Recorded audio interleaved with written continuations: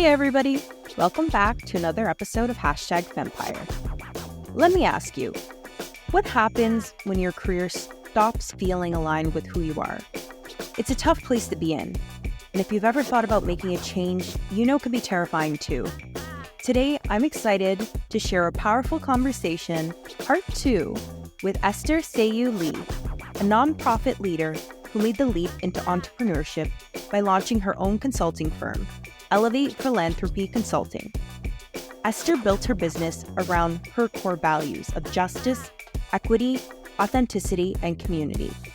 We dive into the challenges of transitioning from a 9-to-5 to entrepreneurship, the risks in both traditional roles and self-employment, and how tough experiences fueled her decision to create something new. Esther also shares how community and mentorship can support you through the journey and how it's possible to build a successful business without compromising your core values. We also cover what it really means to be a disruptor in systems that weren't necessarily built for you. So whether you're actively thinking about making a career leap, incorporating activism into your work, or even just dreaming of finding work that feels more like you, this episode is for you. It's raw, it's real, and it's such a good reminder that you don't have to figure it out alone. Let's dive in with Esther.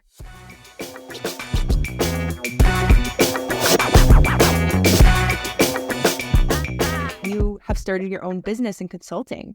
Yeah. How did you realize that starting your own business was your avenue and still wanted to stay connected to the sector? What was that shift for you? Because it's scary to start your own business, but you've done it and you're thriving.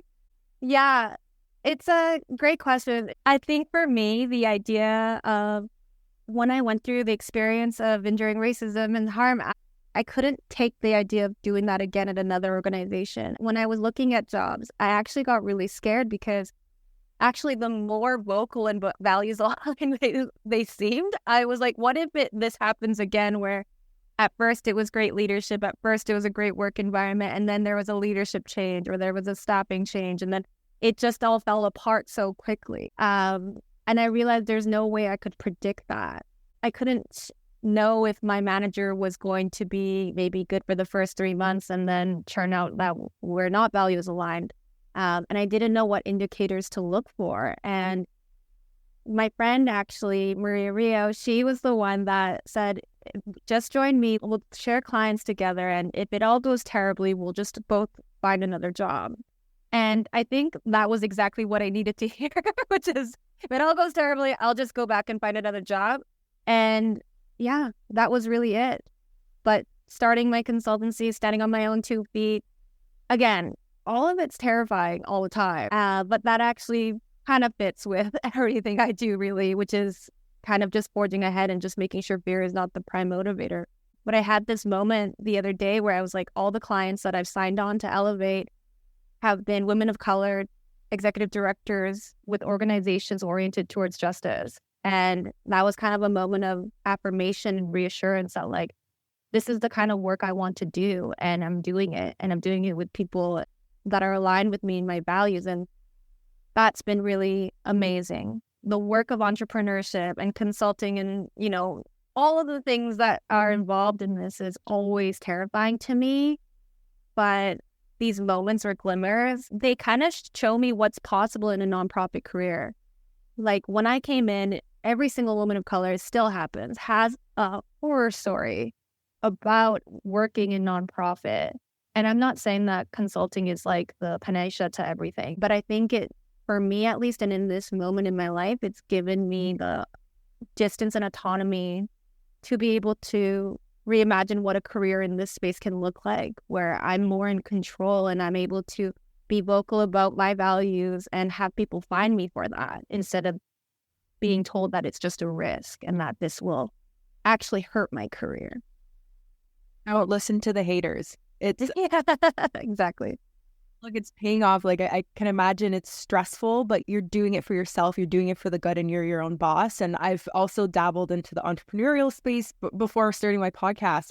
I always say you do the grind for yourself, and it's so rewarding because you're the one pushing through. You're doing the crazy long hours, but it's for yourself. It's not for somebody else at the end of the day. But again, it comes to that autonomy piece, that fearlessness, that risk. That's really the focal point of our conversation. Yes. It has become the underpinning themes, right? I have to say, being a consultant versus being in-house, the one interesting thing I'll say is because I represent myself and my business, it gives me a little bit more openness to tell directors or tell my clients exactly how I feel or how my approach is. And that's been a very interesting plus out of all this is it's different when you represent in-house. You're representing an institution and a brand and possibly reputation of organizations that have been here decades, possibly centuries. But when I represent myself, I know the risk I carry and I can carry that on my own. And that has allowed me to have some of the most honest conversations with clients, donors, everyone really. And that just allows me to be my most authentic self. And building a business or having a career in any form where I can be my most authentic self is really the end game for me. It's never really been about making a certain amount of money or et cetera. It's always been, can I just really be myself and not worry about it? And that's a hard journey, but this feels closer to it right now. Absolutely. And I'm so glad you were able to cultivate that. And it's really interesting to focus in on what you're passionate about. You can still do that and make money and do good. Because I think for a long time, it's been a boys' club. But being able to have these spaces, and again, the importance of community is just, it's so inspiring. And I just love seeing it. And I'm so honored to be able to just like pick your brains. It's like a masterclass. I want to push these boundaries. I want to do what's meant for me and balancing that you can make money, but also lead with your passion and your heart and all these other things. I do want to, and I'm guilty of this too, and I'm trying to be very careful of that. I don't want to romanticize entrepreneurship or consulting. It's really tough in nonprofit, especially because I do think the way, especially small nonprofits are structured for fundraisers, it's usually one sole fundraiser that's woefully undercompensated. So the idea of consulting is very attractive for many reasons, but I don't want to romanticize it at all. I wish I could find the name. Someone wrote on LinkedIn and it happened on my feed and I don't know who it was. And if someone knows, please tell me. They said, being in-house is stable until it isn't, and being an entrepreneur is unstable until it's not. Choose your own adventure. I think if you're in-house and you need that stability for a multitude of reasons, and entrepreneurship is not an option, then you got to do what you got to do. And if entrepreneurship works for you and you can make it work and you're okay with like the ongoing dread, then good, we can do it. But I think my whole point is no matter what, I think we all need to figure out a way to make work that we can be our authentic selves. And it might be a combo of the two. But I think it's just that vision, like that's what we have to work towards. We have to be able to work towards knowing that we can go to our workplace and be ourselves and not be harmed for it. And I wish that for everybody. Yeah, absolutely. And 100% agree. It's not a romanticized thing. It's not easy. It's not for the faint of heart. And there is the consequences of it, but it's that risk aversiveness. There's also timing is a huge thing. Like maybe you want to do this, but right now it's not the timing, whether it's financial, whether it's emotional, your head capacity, but you got to put the time in and you got to hustle is really what it comes to at the end of the day. And not everybody has the stomach for it, and that's okay. On one of my other podcast episodes, we talked about this like hustle culture and this illusion that you can make money overnight. And that's not the reality in any sense when it comes to businesses or promoting yourself or promoting whatever that niche is that you're doing. But it comes to putting in the work. And sometimes that's balancing a full-time job and doing this on the weekends until it grows into something. So. Yeah, I would never prescribe a journey for anyone. And I love your story about entrepreneurship. I think it's just a hard conversation in nonprofit because it's becoming more and more popular. So it's a tough conversation to have. But yeah, there's risk in both. That's the unfortunate truth of it all is there's so much risk in both. Risk of harm to your livelihood, risk to yourself. And it's just something that everybody has to process on their own, unfortunately. But at least you can have a community of people. Like for me, the community of activists that I'm with have actually taught me a lot about risk and justice and keeping myself grounded. And that's been immensely helpful for my business. Like when we talk about the business of it all, and we're talking about extraction, and we're talking about wealth and power, and trying to ask these questions while I myself am trying to launch a business in a capitalist land, in a capitalist context. It's really complicated, tense questions that I don't always have answers to, but the community of folks that I've surrounded myself very intentionally help me pose these questions and help me ground my entrepreneurship in a justice lens. I do hope everybody has that sort of community, whatever context you're in. Well said. And as we're talking about community and these many different pieces, when it comes to people fundraising or non-for-profit professionals who want to embed these elements of justice and providing more of a platform for other people's voices throughout their work and what they're doing, what's one piece of advice you'd offer them to be able to weave in these pieces? The one piece I would say is understand that critical distance, developing the ability to have a critical distance is a muscle and you have to exercise. The way our sector is, and I'm thinking specifically about even fundraising, it's a vicious cycle of scarcity and urgency. There's such a plethora of issues that we're all trying to figure out with basically pennies. No staff, no money, no support, really. Constantly being told everything is precarious and uncertain, having to try to navigate politics while you do it. The host of barriers to us achieving the missions that we want it's never ending, if I'm honest. The context of that actually really is counter to what will solve it, which is this idea of abundance, or this idea of community, or this idea of we have enough right now to solve this. We have enough materials in the world. We have enough wealth in the world to solve this. I always say it's so fascinating to me because for me, the nonprofit sector, like our greatest output is actually our imagination.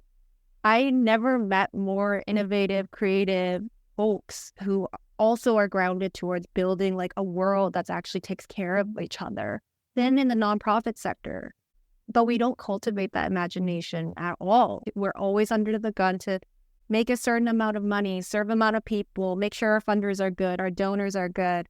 It's actually counter to what we do best. So that's always my question. And even in my business practices, I'm like, how am I cultivating the space or creating the conditions for me to be my most imaginative? Because that's actually what people want me to do. As a fundraiser, that's when we're actually our best. Like, I'll come into meetings, program directors and say, what's your blue sky? Or I'll come into an organization and be like, what's the thing that, like, if you had all the money in the world, what would change tomorrow? Those are the questions that fundraisers are actually supposed to ask. We're supposed to ask this so that we know what to build toward and to share that vision with the community. But when you're constantly scared and just straight up terrified, really, of like hitting your goal or making enough so that your staff are paid, that you have enough money for the operations to continue, when are we able to do that? And when are we able to imagine or innovate new solutions? Good points. And, you know, what comes to mind is I heard Duncan Wardle speak. I'm not sure if you know who he is, but he was previously the head of innovation and creativity at Disney. And in his kind of speech lecture, one of the questions he posed is, why do adults stop being creative? And the exercise he did made us all write down the big concerns is money, time, you know, I'm exhausted, all these things. And then he shifted it and he's like, well, kids don't have money, but they're creative.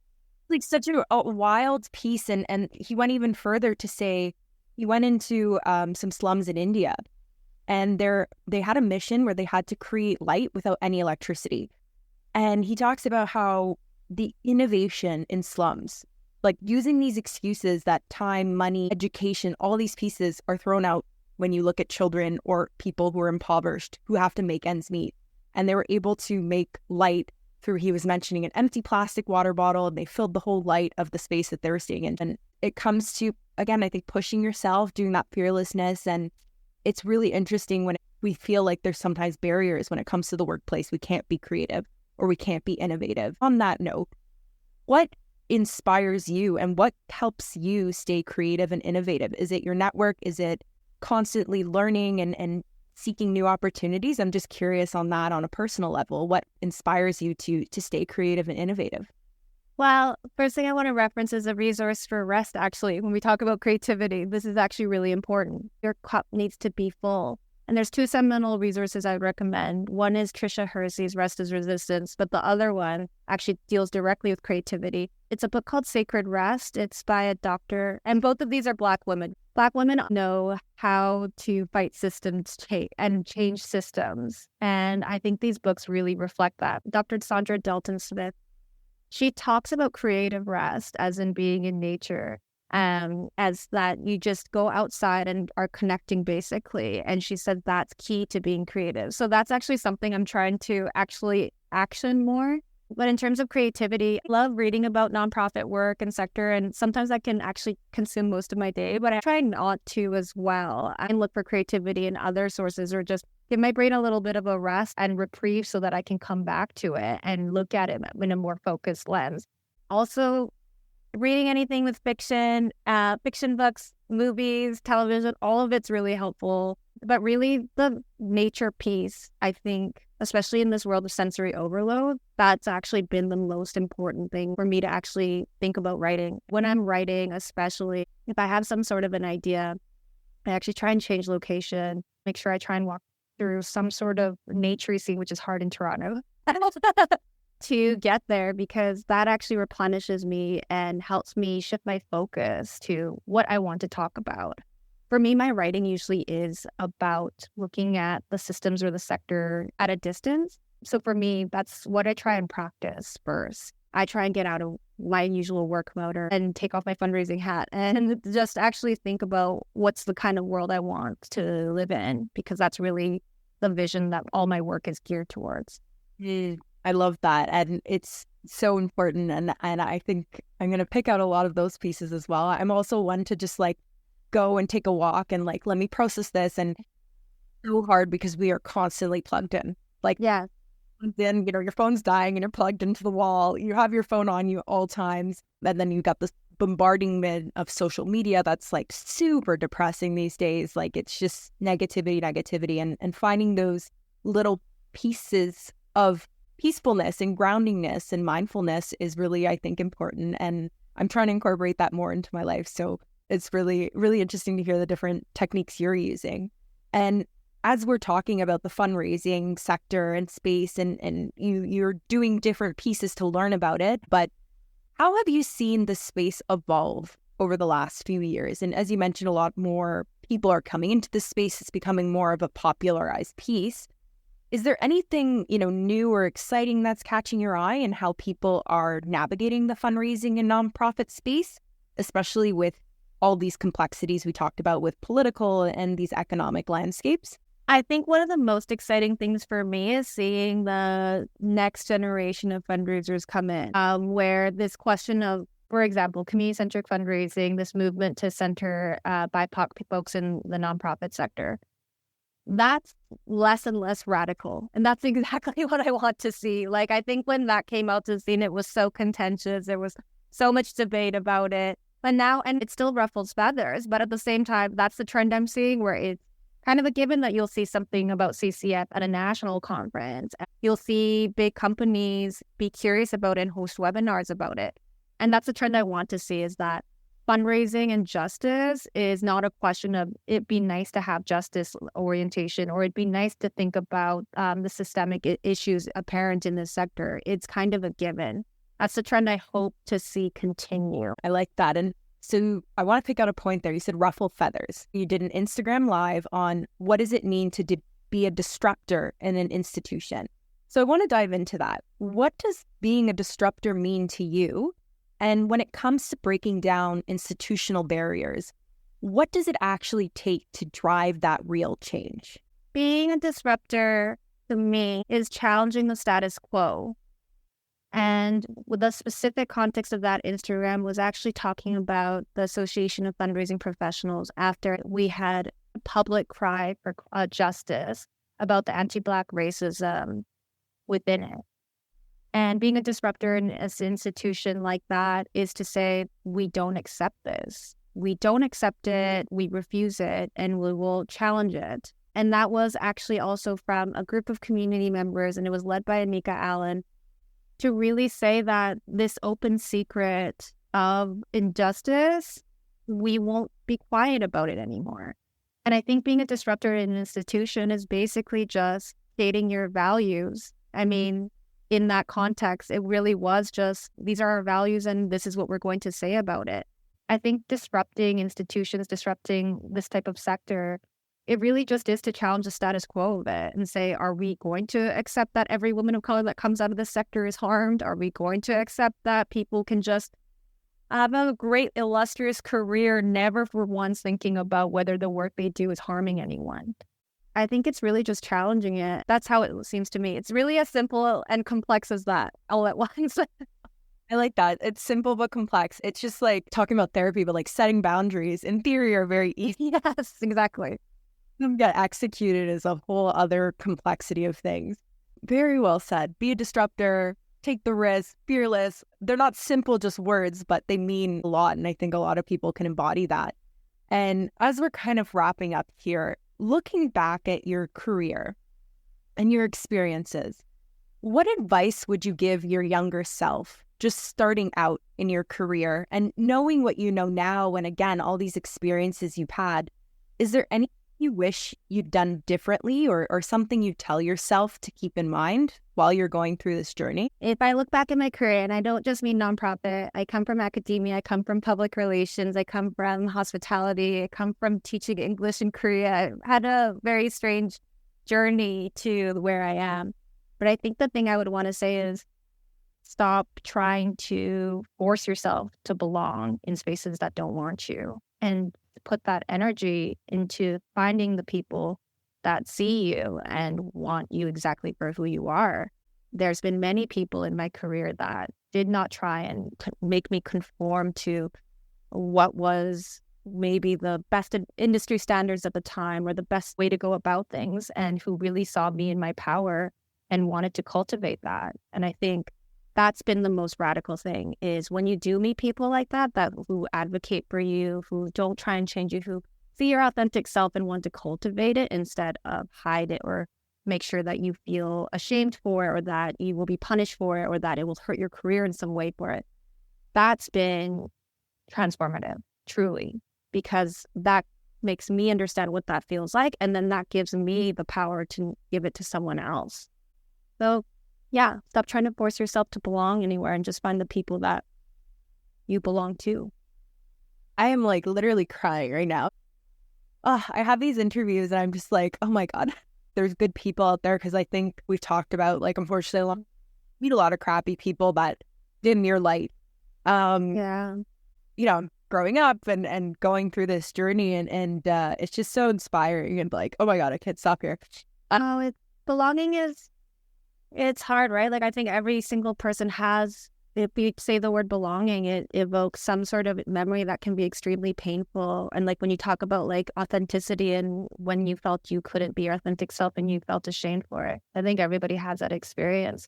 But I think that's why it's important for us to share about the experiences when we do feel like that, so that we know it's possible. I don't know how it took this long, and I'm very lucky that it even happened to me, but I think that pain of feeling that you don't belong to the space, to a community that really sees you, that is a great pain. That's one of the greatest pains any human can experience. So I'm very honored that you really heard and received my words and like understand it, because it's something that I think is universal, truly. Oh, absolutely. And that's why I love having these conversations to share this. And it ends up being, I meet people that are like-minded, whether it's the universe putting us in these spaces or whatnot. And it's so great to hear that there's this similar wavelength in these thoughts. And I think it's a journey, especially as getting older and as women, when we're put in these different situations where we don't feel seen and we feel like kind of sheltered and don't speak up. And I put into situations where I had to. And I know not everybody has that strength. I really want to, with these conversations, tell people you have that strength in you. You just got to unlock it in some way. And sometimes it's hard, sometimes it's not safe, but owning that and pushing where you can and doing those pieces. So thank you so much, Esther, for sharing all these amazing, insightful conversation. And one of my last questions for you is, what's the best piece of advice that you've ever received from someone? And how did it shape your professional or personal life? Best piece of advice. I think it is what I said with my mom. I have a lot of failures, but I don't have any regrets. I'll get emotional, but my mom is truly one of the most brilliant and kind and courageous women or people I know. So I think I've really just modeled my life and career looking at what she does. So that's the best piece of advice I've had. That's beautiful. And I think this is the most myself and my guests have ever cried. But glad to have this honor. I'm sort of like such a good and again, like emotional space. One of my last guests, Alexandra Byron, her piece of advice was lead with your heart. And it's something I always thought about. And now I feel like I'm literally feeling my heart just like tingling. It's such something that I'm also like embodying and hearing. And I feel like we're leading with our heart and it's emotional. Like it's an emotional process because there's so much linked to it. But Esther, I want to thank you so much for, again, this conversation. Any other closing thoughts you want to share with listeners? And please let them know where they can find you. Well, the first thing I want to say is if there's anyone doing this work, nonprofit work, I just want to echo what my coach has taught me, what my community of activists and friends have taught me, which is that you never do it alone. You always do it in community. And that means celebration, that means grief, that means accountability, that means curiosity. All these things we process in community. And I think right now in this political climate, that's exactly what they're telling us is going to eradicate us. They're telling you to take care of yourself, only yourself, and that's the only way we'll survive. And it's actually completely the opposite.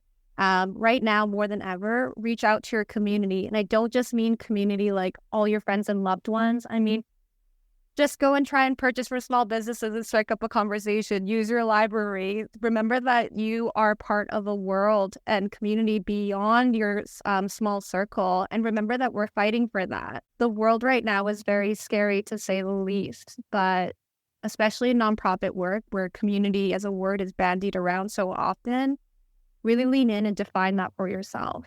Because that's what we're fighting for. We're fighting to build this community of people that take care of each other and a world where we can all be really happy and thrive and not be scared or harmed. And if that's the case, then we got to model that and practice that vigilantly. What a way to end it. That was Esther Saehyun Lee. And thank you so much for tuning in to this incredibly emotional and insightful episode of #Fempire. Make sure to tune in next week for our next special guest. Thanks so much.